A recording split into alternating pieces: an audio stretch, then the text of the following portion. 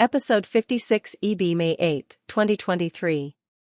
The Chasing Carbon Zero with Iron Air Batteries and Apartment Building-Wide Heat Humps in Brooklyn issue.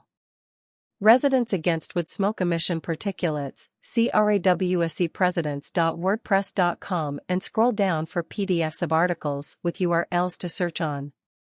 On rawsepresidents.wordpress.com are links to 30-minute YouTube videos and podcasts on Spotify, podcasts.google.com, Amazon Music Prime, free for Prime subscribers, CastBox, and Pocket Cast. Pocket Cast is only free on the phone app. The phone app works on Apple phones. United States. RossEPView, the most direct way to slash carbon emissions is to stop practices that emit carbon, such as residential wood burning.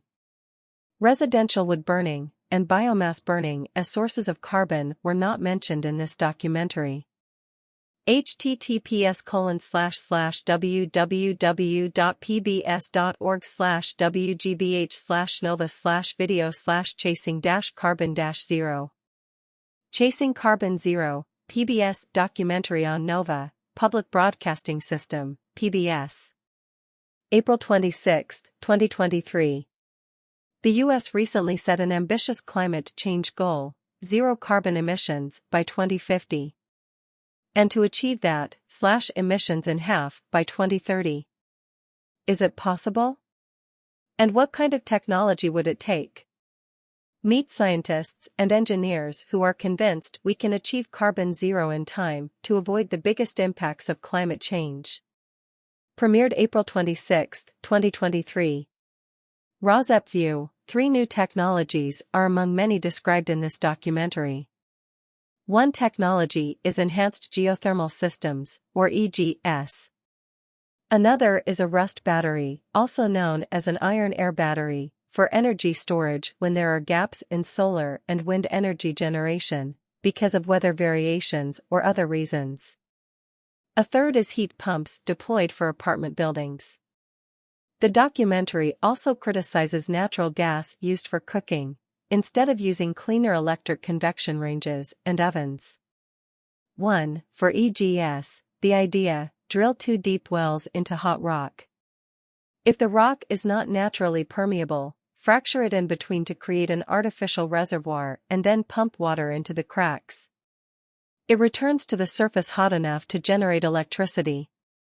2. For the iron air battery, the battery contains an iron metal anode and an air-breathing cathode. They sit in an electrolyte solution, a permeable separator, between them. When the iron is exposed to the oxygen and air, it triggers a chemical process called oxidation. We call this rust. That oxidation process releases electrons that are separated and sent to the grid electricity when demand exceeds renewable production. When there is excess power from wind or solar, the process is reversed, electrons flow in, releasing the oxygen, causing the iron to unrest. We put in electricity. We provide electrons to that iron electrode and turn it back into iron metal. That's why we refer to the iron air battery as the rusting and unrusting of iron, carried out in a very intentional and deliberate way. 3. Heat pumps for apartment buildings. Heat pumps work not by creating heat, but by moving it from one place to another. Inside, there's a fluid, called refrigerant, that boils at 40 degrees below 0 Fahrenheit. As long as it is warmer than -40 outside, the refrigerant picks up heat from air as it becomes a gas. It flows into an electric compressor, where it is put under pressure, adding more warmth to the gas.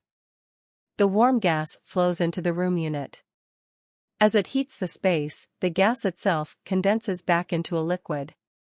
Now, the liquid travels back out, flowing through a valve that lowers the pressure and thus the temperature. And the cycle starts all over again. So, in the winter, it can pump heat inside. Chasing Carbon Zero. PBS airdate, April 26, 2023. Excerpts edited by RossEP for brevity and clarity and relationship to Residents Against Wood Smoke Emission Particulates. 1. Enhanced Geothermal Systems. Geothermal is the residual heat left over from the formation of the planet and from the decay of radioactive particles deep below the Earth's surface. At a geothermal electric power plant, they drill down far enough to reach very hot water, a source of steam, to generate power. Another well injects the water back into the ground. Historically, geothermal power has only been practical in seismically active places, where fault lines allow lots of hot water to rise relatively close to the surface. Elsewhere, adequate heat is found at much greater depth. So that's going down 10,000 feet? Researchers are developing something called Enhanced Geothermal Systems, or EGS. The idea: drill 2 deep wells into hot rock. If the rock is not naturally permeable, fracture it in between to create an artificial reservoir and then pump water into the cracks. It returns to the surface hot enough to generate electricity. 2. Rust batteries. How best to give electricity some shelf life? Batteries. The challenge is making them big enough and cheap enough to work at scale. Researchers are working to eliminate some of the gaps in energy availability when the weather isn't right for solar or wind. What you see are gaps of several days. We're now able to tackle those 100-hour intervals. Just a few years ago, this was considered impossible. For the past 30 years, researchers have focused on lithium-ion battery technology, which are perfect for laptops, phones, and cars, but they are not well suited for multi-day storage on the grid. To compete with a natural gas power plant, a 100-hour battery pack must cost no more than $20 per kilowatt-hour. If we take a lithium-ion battery pack, the cost of that pack today is about $200 per kilowatt-hour. In order to do multi-day storage, we have to have batteries that cost about 1/10 or less than that of today's lithium-ion battery packs. Researchers found a novel way to harness the energy released when air interacts with iron. It's the power of rust. That's right, rust. It's called an iron air battery. Iron air batteries were first studied back in the 60s. At that time, no one saw a practical application for a very cheap, very heavy battery. The grid may be the problem this solution was waiting for. Air is still free, and iron is one of the most widely produced, lowest-cost materials in the world. So, the iron air battery is the lowest-cost rechargeable battery chemistry that we know of today. The battery contains an iron metal anode and an air-breathing cathode. They sit in an electrolyte solution, a permeable separator, between them. When the iron is exposed to the oxygen in air, it triggers a chemical process called oxidation. We call this rust. That oxidation process releases electrons that are separated and sent to the grid electricity when demand exceeds renewable production. When there is excess power from wind or solar, the process is reversed, electrons flow in, releasing the oxygen, causing the iron to unrest. We put in electricity.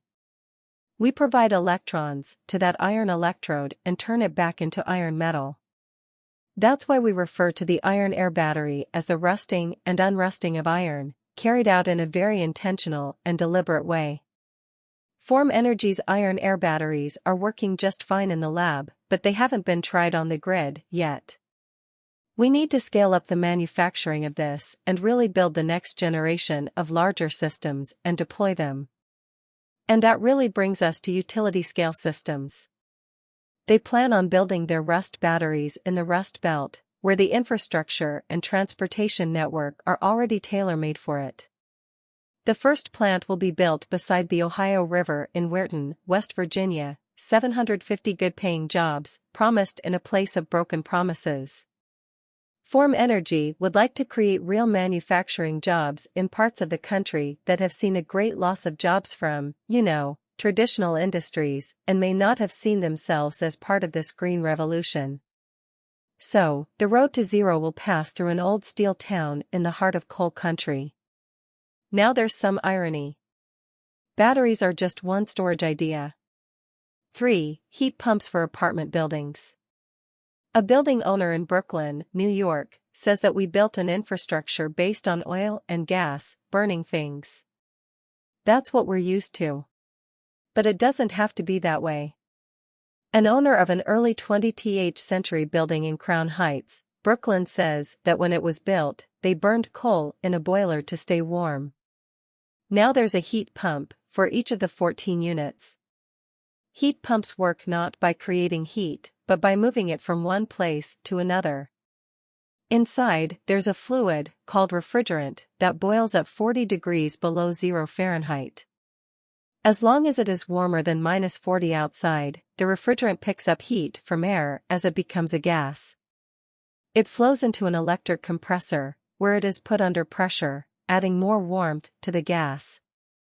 The warm gas flows into the room unit. As it heats the space, the gas itself condenses back into a liquid. Now, the liquid travels back out, flowing through a valve that lowers the pressure and thus the temperature. And the cycle starts all over again. So, in the winter, it can pump heat inside. And in summer? The process is reversed to pump heat outside, cooling the room. In Lincoln's building, each unit has its own wireless thermostat. The apartment heat pump system is easy enough for his son to operate. But heat pumps are not cheap. And for us to reach net zero, nearly every building will need to make the transition. So, how can this technology become accessible to everyone? That is precisely the goal for this Brooklyn apartment owner. He is the CEO of a startup called Block Power, which wants to turn buildings into Teslas. Founded in 2014, Block Power is making it more affordable for landlords to make the switch. The company has spearheaded 2,000 conversions so far. We focus on buildings because we don't need any more innovation. You're going to save money because the payment that you make to us over 15 years is going to be less than what you would pay to the oil company or to the gas company as an alternative. The arithmetic relies on incentives from the government and assumptions that the cost of heat pump manufacturing and installation will decline. There isn't going to be a green revolution in America without working class and poor people, so there must be a financial solution that includes them. In New York City, buildings account for around 70% of greenhouse gas emissions, if you include electricity. The city is aiming for carbon neutrality by 2050. And there are several laws designed to make that happen. One eliminates the burning of fossil fuels in all new buildings by 2027, but there is an important asterisk: the city's commercial kitchens are exempt. Michigan, Bay County. 2 homes burn in Bay County blaze. MLive.com. MLive.com. Prior said the cause of the fire remains under investigation, but a wood-burning stove in the garage was the possible source. North Carolina. Rosep View, a natural gas generator for backup of electricity generated by wind, solar, and geothermal, can be useful during a power blackout, and there are some government subsidies. Wood burning produces 450 times more particulates, PM2.5, than natural gas burning. PM2.5 is particulate matter of 2.5 micrometer size, the perfect size to infiltrate the human lung, causing a cascade of human health problems. https://www.newyorktimes.com/2023/05/06/business/energy-environment/backup-power-change.html. Backup power generators. New York Times. May 8, 2023. Excerpts edited by Rosep for brevity and clarity and relationship to residents against wood smoke emission particulates. A statistician from Chapel Hill, North Carolina, slashed her energy consumption a few years ago. She installed a geothermal system, which uses the Earth's steady temperature to help heat and cool her home, replacing an aging system that came with the house. She later added 35 solar panels on her roof and 2 Tesla home batteries, which can provide enough power to meet most of her needs, including charging an electric Volkswagen Golf. The neighborhood has lost power a whole lot, but I have not, the statistician said. She spent about $52,000 on her solar panels and batteries, but $21,600 of that cost was defrayed by rebates and tax credits. The remainder she was responsible for herself was $30,400. Ms. Dudley estimates that her utility bills are about $2,300 a year lower because of that investment and her geothermal system. If continued at the same rate, the system would pay for itself in 13 years. Natural gas generator companies believe that growing electricity usage and the threat of outages will keep demand high for their products. Last year, Generac had $2.8 billion in sales to U.S. homeowners, 250% more than in 2017. In recent years, many people bought generators to ensure outages would not interrupt their ability to work from home, said the chief executive of Generac, which is based in Waukesha, Wisconsin. Oregon, Coos Bay. Does Coos Bay need a more restrictive smoking ordinance? TheWorldLink.com. The World Newspaper. Miracle Ear Health Notification. Miracle Ear Health Notification. Generac. Generac. Margaritas. Margaritas. Cozy Wood. Cozy Wood. South Dakota, Sioux Falls. Frederick family loses home, pets and rescue animals in April fire. Argus Leader. Argus Leader. Him from getting inside, and he burned his hand and ear in the process. Features as well as a wood-burning stove and a well for water. Vermont.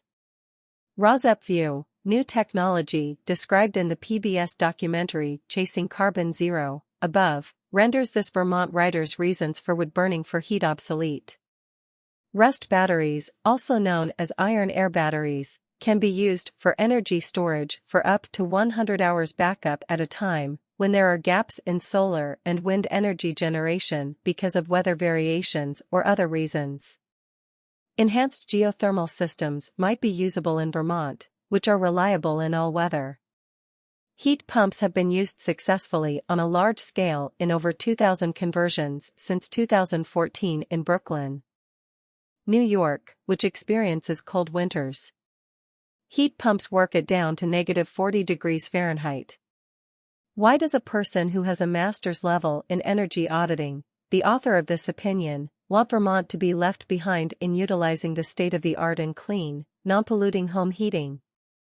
Fear of the new or profit from old, bad ways can stall progress on turning to the clean heating alternatives that are available now and getting lower and lower in cost than wood burning every day. The clean alternatives are at best wind, solar and geothermal power, enhanced geothermal systems which work at lower ground temperatures, with backup of 100-hour at a time battery storage, rust batteries, which are also low cost, and a new electric grid extending to all rural communities so that the most low income in Vermont can benefit and save money in the new energy economy. People in rural areas should not be left behind and suffer ill health from exposure to the pollution of residential wood burning. The arguments for using wood heat are tired and disproven long ago. Claims are made about wood heat that are unsubstantiated, but only in opinion. Claims about failures of systems that have instead proven scientifically that they work are sad excuses to remain looking to the past, to a failed method of home heating and a failed method of industrial heating, wood and biomass burning, which produce 450 times the particulates as natural gas burning, and produce more particulates and CO2 than coal burning. The health of near neighbors of residential wood burners is at stake whenever someone burns wood residentially. Wood smoke is 90% PM2.5, particulate matter of 2.5 micrometer size, the perfect size to infiltrate the human lung, setting off a cascade of human health problems and early deaths. That health cost is not discussed in this opinion piece. Norm Etkin, The Importance of Wood Fuels in the Clean Heat Bill. VT Digger. VT Digger. However, its traditional use as a fuel in Vermont, coupled with the advances in wood-burning systems for cordwood, pellets, and chips. Opinion. Norm Kind, The Importance of Wood Fuels in the Clean Heat Bill. May 8, 2023. Excerpts edited by Rozep for brevity and clarity and relationship to residents against wood smoke emission particulates. What's missing from the public discourse around the Clean Heat Bill is how essential and beneficial the use of wood fuels in Vermont is. The bill, S.5, also known as the Affordable Heat Act, is how Vermont will be seeking to eliminate our reliance on fossil fuels to heat our buildings while reducing costs, providing resiliency, and making sure that the needs of lower-income Vermonters are addressed. But why is wood essential to meeting the goals of the Act? One key way of providing that heat is with cold climate heat pumps. During very cold temperatures, they do not perform better than standard baseboard electric heat or plug-in electric heaters. There is a very serious problem when there is widespread adoption of cold climate electric heat pumps. Currently, backup generators are primarily fired by oil, natural gas, and nuclear resources. Peaks could be ameliorated using wood fuels. Battery storage may help for a short outage, but is useless for an extended one. Use of wood fuels is a traditional use as a fuel in Vermont, and this benefit is recognized in the Affordable Heat Act. Canada, Alberta. https://www.newyorktimes.com/2023/05/08/world/Canada/Canada-Alberta-wildfires.html. New York Times. Wildfires burn nearly 1 million acres in Western Canada. Light rain and cooler temperatures brought much-needed relief over the weekend to Alberta, where nearly 30,000 residents have been forced to evacuate. The Canadian province of Alberta declared a state of emergency on Saturday as more than 110 wildfires burned across it, but weather conditions were improving for firefighting efforts, credit Alberta Wildfire, via Reuters. May 8, 2033. Excerpts edited by Rozep for brevity and clarity and relationship to residents against wood smoke emission particulates. A shift in weather conditions brought much-needed relief to firefighters in Western Canada, where around 964,000 acres have burned since wildfires started more than a week ago, destroying dozens of structures and forcing nearly 30,000 residents of Alberta to evacuate. Canada, British Columbia. Carry on Facebook. May 1 to May 7, 2023. bccdc.ca. BC Speak Survey. The Speak Survey is now open.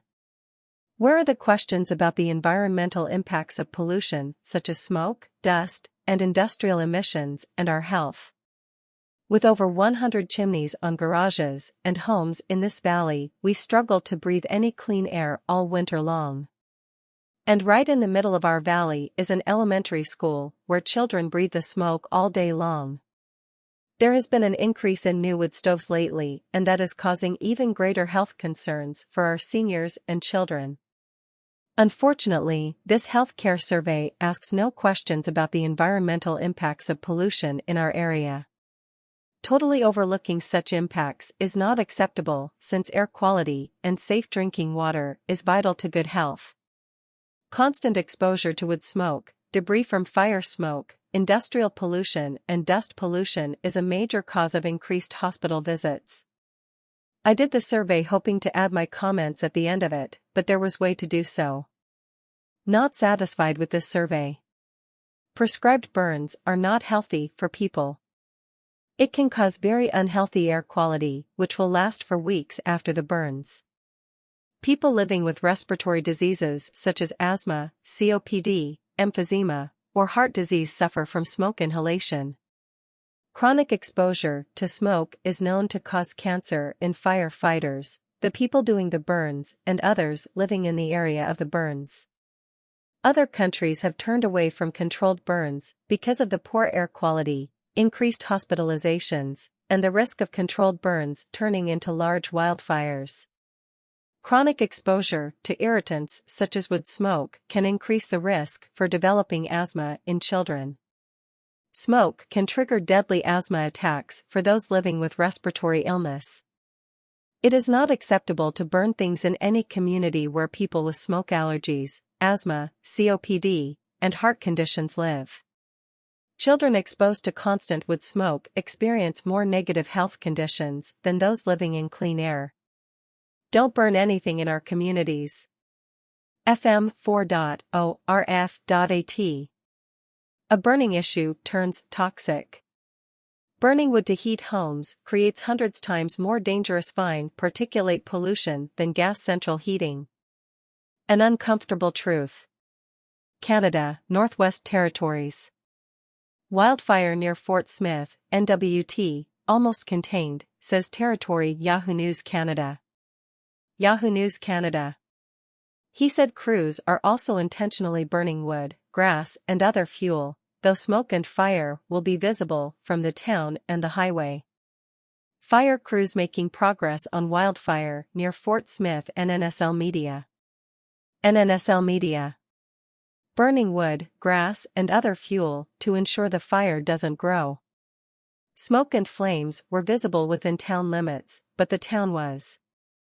Canada, British Columbia, Kamloops.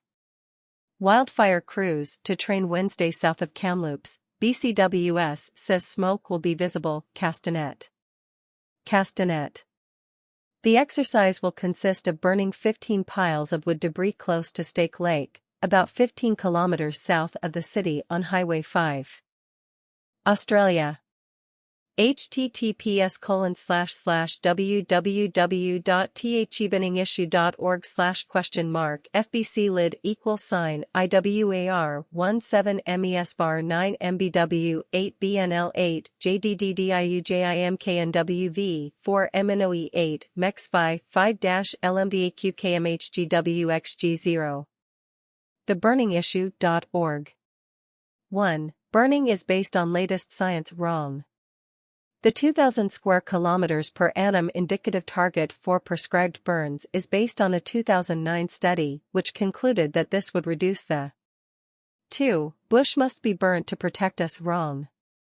After burning, or other disturbances such as logging, the forest responds with dense understory growth, increasing the fuel load, and 3. Burns are coal fires wrong.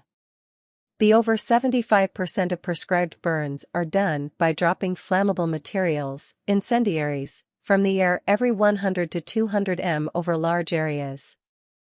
4. Burns don't harm wildlife wrong.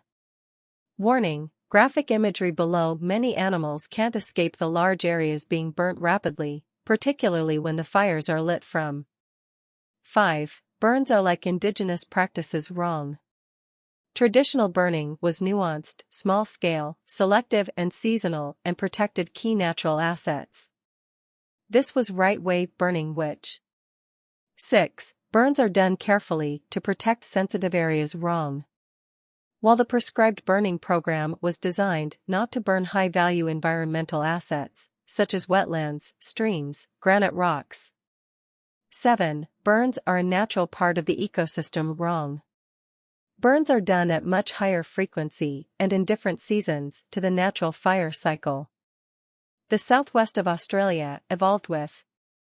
8. Burning is the only way to protect people and property wrong. Existing technology developed in Australia is proven to detect all fires within 10 minutes of ignition, even fires the size of a small. 9. Smoke from burning is necessary to save lives wrong. Since 2000, it is estimated that at least 20 people have died from poor air quality due to man-made burns, with hundreds of emergency. 10. Burns are done to reduce fuel load wrong. United Kingdom. UK, Yorkshire, Sheffield. Sheffield house fire live as blaze covers neighborhood in smoke. Yorkshire Live. Yorkshire Live.